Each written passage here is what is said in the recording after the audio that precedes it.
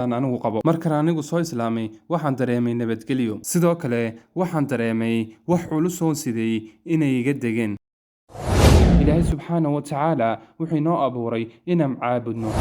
markaan islaam noqday waxay ku dhacay cudurka kansarka, wuxuuna yahay dhowr sano. waxay ahayd mid aad ugu dhegsan barashada cilmiga kiniisadaha, haddana iyadoo saa tahay ayuu alle subxaanahu wa tacaala in garansiiyey dariiqa xaqa ah. assalaamu calaykum waraxmatullaahi wabarakaatu.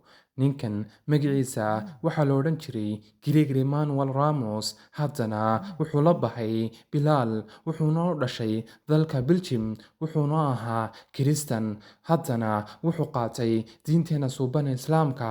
isna waxaa soo korisay ayay ku adag diinteeda Kiristanka. haddaba qisadiisoo dhammaystiran daawasho wacan. fadlan haddaad nagu cusub tahay ha naga ilaabin inaad nagu soo biirto. mahadsanid. ka hor marxaladdan aan ku jiro oo ahay inaan muslin ahay, waxaa jiray 2 sano iyo badh oon wax baadhayay, waxna baranayay, wax badanna akhriyay. kadib markaan wax badan ogaaday ayaan qaatay go-aankaygii ahaa inaan islaamo, waxaana ku dhawaaqay shahaadateynka, waxaana go'aansaday inaan muslim noqdo. markaan islaaminada qaatay ayay dad badan iga dalbadeen inaan ku dhawaaqo shahaadateynka, waxaanana odhan karaa inaan ku dhawaaqay meelo dhowr ah, laakiin meesha keliya aan si wacan u xasuustaa waxay ahayd iskuulkii aan dhigan jiray, doonayana inaan ka noqdo macalinka dhinaca diimaha kathooliga ah. waxaanan xasuustaa waxaa halkaa amba iskuulkaa joogay macalimiin badan oo muslimiin ahaa. kadib waxay igu yidhaahdeen waxa kugu waajib ah inaad maanta hortayda aad ku dhawaaqdid shahaadateynka. waxayna ahayd markii koowaad aan ku dhawaaqo shahaadateynka sidaan anigu qabo. markaan anigu soo islaamay waxaan dareemay nabadgelyo, sidoo kale waxaan dareemay wax culus oo siday inay iga degeen. وهجر فؤادا توكل بجد بعزم فصيح فإني علمت بأنك نجوى ولبس خبيث مضل قبيح. hadaynta iyo guushu waa dhinaca alle subxaanahu wa tacaala, baadidu waxay ahaatay dhinaca shaydaanka. sidoo kale waxa indhahayga ku yar oonan waxba u arag ayaa dhinaca alle subxaanahu wa tacaala ka weyn. taas macnaheedu waxay tahay in alle subxaanahu wa tacaala iga joojiyey gaalnimadii, ayna ahayn xoog iyo xeelad anigu keensaday. dhab ahaantii masjidkan aan joognaa waa kan ku gutay salaadii koobaad aan tukado, halkanna waxaan ka dhigan jiray casharo fara badan muddo 4 ilaa 5 sano ah. waxaana u sugnaaday masaajidka dareen gaar ah, waayo waxaa ahaaday xasuuso badan. haddaan la hadlo maanta qof aan muslin ahayn waxaan odhan lahaa agow, diinta islaamku waa diin aad u fudud oon dhibin dadka, lehna faa'iidooyin fara badan. nolosheenna waxay u yeelaysaa micno, waxayna si wacan noogu sharxaysaa sida fiican aan u noolaan lahayn.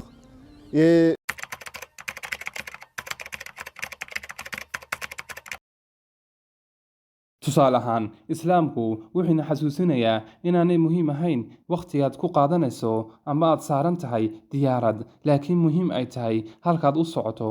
hagaad doonaysaa inaad gaadhid ama aad tagtid? ma waxaad doonaysaa meel aad iyo aad u qurux badan oo fiican, mise meel nolosheedu aad u adag tahay? jawaabtu way fudud tahay. nolosheennu waa wakhtigaan ku qaadanayno diyaaradda.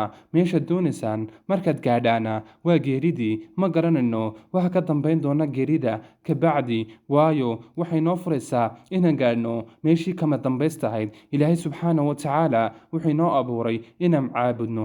dabcan haddaad in yar fikirtaan, qur-aanka kariimka akhriya, maca haddaad doontaan luuqadiina ku akhriya, waad arki doontaan siduu idiin saameeye.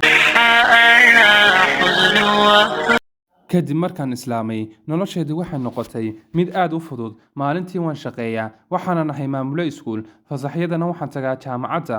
waxaan bixiyaa intii karaankayga ah inaan sameeyo goobo waxbarasho si aan u caawiyo dadka muslimiinta ah ee ku nool dalka Belgium. Pour aider la communauté musulmane ici à Bruxelles et en Belgique.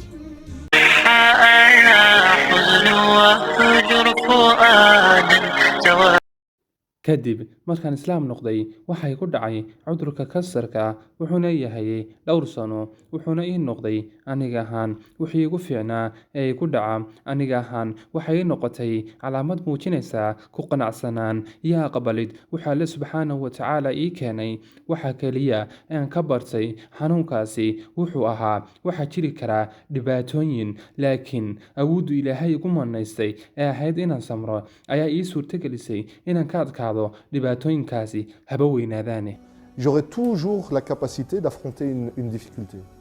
Même si la difficulté a l'air énorme, waxaad ogaataa in ilaahay subxaanahu watacaala iigu ballan qaaday suuratulbaqara inaan awood u leeyahay inaan ka adkaado dhibaatooyinkaas waayo ilaahay subxaanahu watacaala nafna muu kalifin ilaa waxay awoodda mooyaane markuu iigu dhacay cudurka kansarka waxay ii suurto gashay inaan kala sooco asxaabtayda kii wanaagsanaa iyo weliba kii xumaa ilaahay subxaanahu watacaala wuxuu soo saaray qalbigaygii iyo ruuxdayda wuxuuna iga dhigay mid alle subxaanahu watacaala isu duldhiga ça a aussi rabaissé mon nefs.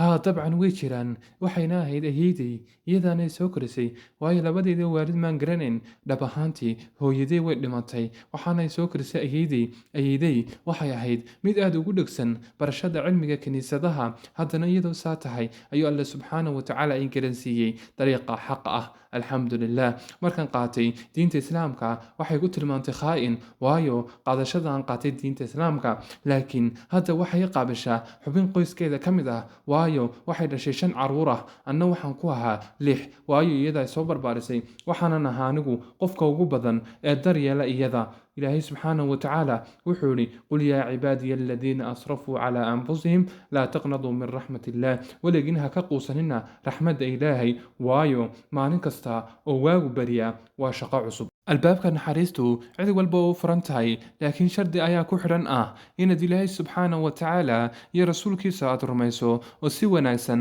aad ugu fiirsato macnaheeda iyo weliba aqbalitaankeeda iyo inaan samayno acmaal wanaagsan intii aan kari karno haddaan anigu awoodo inaan sameeyo wax yar waan samaynayaa haddaan awoodo inaan wax badan sameeyana waan isku dayaya